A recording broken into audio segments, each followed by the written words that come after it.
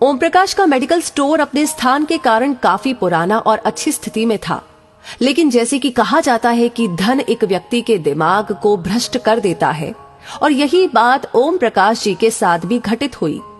ओम जी बताते हैं कि मेरा मेडिकल स्टोर बहुत अच्छी तरह से चलता था और मेरी आर्थिक स्थिति भी बहुत अच्छी थी।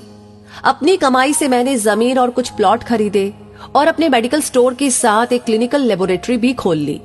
लेकिन मैं यहाँ झूठ नहीं बोलूंगा कि मैं एक बहुत ही लालची किस्म का आदमी था, क्योंकि मेडिकल फील्ड में 2 गुनी नहीं बल्कि कई गुना कमाई होती है। शायद ज्यादातर लोग इस बारे में नहीं जानते होंगे कि मेडिकल प्रोफेशन में 10 रुपए में आने वाली दवा आराम से 70 से 80 रुपए में बिक जाती है। लेकिन अगर कोई मुझसे कभी 2 रुपए भी कम करने को कहता तो मैं ग्राहक को मना कर देता। खैर, मैं हर किसी के बारे में बात नहीं कर रहा हूँ, सिर्फ अपनी बात कर रहा हूँ। साल 2008 में गर्मी के दिनों में एक बूढ़ा व्यक्ति मेरे स्टोर में आया। उसने मुझे डॉक्टर की पर्ची दी। मैंने दवा पढ़ी और उसे निकाल लिया। उस दवा का बिल 560 रुपए बन गया। उस बूढ़े ने अपनी सारी जेब खाली कर दी, लेकिन उसके पास कुल 180 रुपए थे। मैं उस समय बहुत ही गुस्से में था, क्योंकि मुझे काफी समय लगाकर उस बूढ़े व्यक्ति की दवा निकालनी पड़ी थी और ऊपर से उसके पास पर्याप्त पैसे भी नहीं थे। बूढ़ा दवा लेने से भी मना नहीं कर पा रहा था, शायद उसे दवा की सख्त जरूरत थी। फिर उस बूढ़े व्यक्ति ने कहा कि मेरी मदद करो, मेरे पास कम पैसे हैं और मेरी पत्नी बीमार है, हमारे बच्चे भी हमें पूछते नहीं है। मैं अपनी पत्नी को इस तरह वृद्धावस्था में मरते हुए नहीं देख सकता। लेकिन मैंने उस समय उस बूढ़े व्यक्ति की बात नहीं सुनी और उसे दवा वापस छोड़ने के लिए कहा। यहाँ पर मैं एक बात कहना चाहूंगा कि वास्तव में उस बूढ़े व्यक्ति की दवा की कुल राशि 120 रुपए ही बनती थी। अगर मैंने उससे 150 रुपए भी लिए होते तो भी मुझे 30 रुपए का मुनाफा ही होता।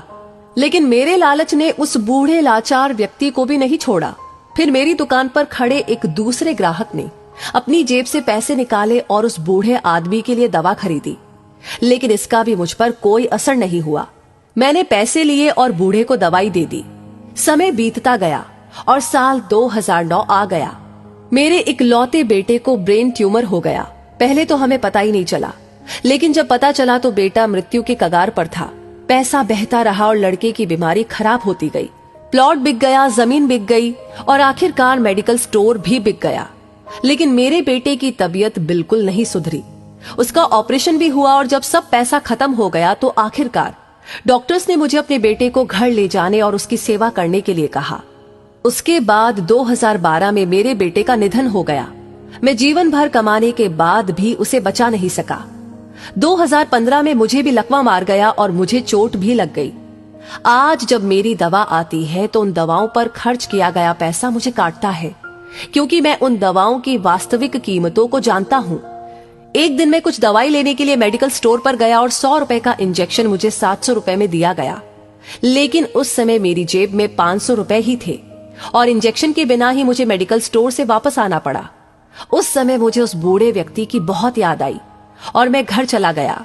मैं लोगों से कहना चाहता हूँ कि ठीक है कि हम सभी कमाने के लिए बैठे हैं, क्योंकि हर किसी के पास एक पेट है, लेकिन वैध तरीके से कमाए।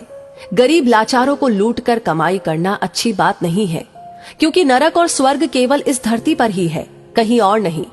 और आज मैं नरक भुगत रहा हूँ। पैसा हमेशा मदद नहीं करता, हमेशा ईश्वर के भय से चलो, उसका नियम अटल है। क्योंकि कई बार एक छोटा सा लालच भी हमें बहुत बड़े दुख में धकेल सकता है। तो दोस्तों, इस कहानी को सुनकर आप क्या महसूस करते हैं? अपनी राय हमें जरूर बताएं और इस वीडियो को ज्यादा से ज्यादा शेयर करें।